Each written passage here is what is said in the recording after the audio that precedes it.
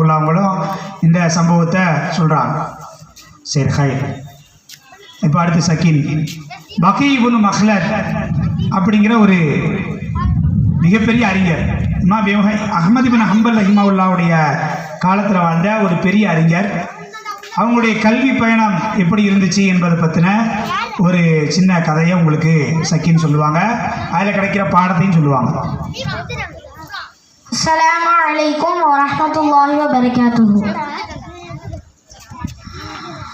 அன்பானவர்களே, உங்களுக்கு இப்போ பகீ இப்னு மக்லத் அவரோட வரலாற்றை சொல்ல போகிறேன். பகீ இப்னு மக்லத் அந்துலூசியா அப்படின்னு ஒரு நகரத்தில் பிறக்கிறாங்க. பகீ இப்னு மக்லத் கல்வி மேலே உள்ள ஆசையால் நம்ம கல்வியை ஃபுல்லாக படித்து முடிக்கணும் அப்படின்னு ஒரு வெறியில் இருக்காங்க. அவங்களும் நம்ம எப்படி படிக்கலாம் அப்படின்னு யோசிக்கிறாங்க. அப்போ அவங்களுக்கு ஒரு ஐடியா வருது, நம்ம இமாம் அஹ்மதை சந்திக்கலாம் அப்படின்னு முடிவு பண்ணுறாங்க. அவங்களும் போகிறாங்க. அந்துலூசியாலேருந்து ஈராக்குக்கு கிளம்புறாங்க. கிளம்பி 2 வருஷம் ட்ராவல் பண்ணி போகிறாங்க. எத்தனை வருஷம்? 2 வருஷம். 2 வருஷம் ட்ராவல் பண்ணி எப்படியோ ஈராக்குக்கு போய் சேர்ந்துட்டாங்க.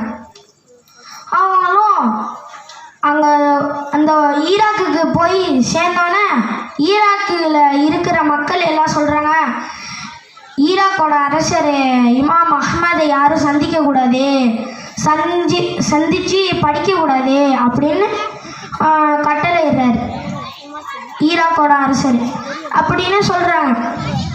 இமாம் அஹ்மதும் இமாம் பகீ இப்னு மக்லத்தும் நம்ம எப்படி சந்திக்கலாம் அப்படின்னு யோசிக்கிறாங்க.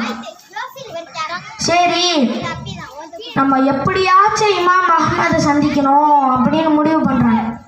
அவங்களுக்கு ஒரு ஐடியா வருது, நம்ம பிச்சைக்கார இடத்துல போகலாம் அப்படின்னு அவங்களுக்கு ஒரு முடிவு வருது. அவங்களும் சரி நம்ம போகலாம் அப்படின்னு போகிறாங்க. இமாம் அஹ்மதோட வீட்டு கதவை தட்டுறாங்க. இமாம் பகீ இப்னு மக்லத், இமாம் அஹ்மது உள்ள வாங்க அப்படின்னு கூப்பிடுறாங்க.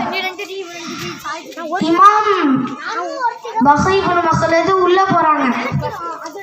நெக்ஸ்ட் உள்ள சொல்றாங்க, நான் ஒரு பிச்சைக்காரன் இல்லை, நான் உங்கள்கிட்ட படிக்கிறதுக்காண்டி பிச்சைக்கார இடத்துல வந்திருக்கேன் அப்படின்னு சொல்றாங்க.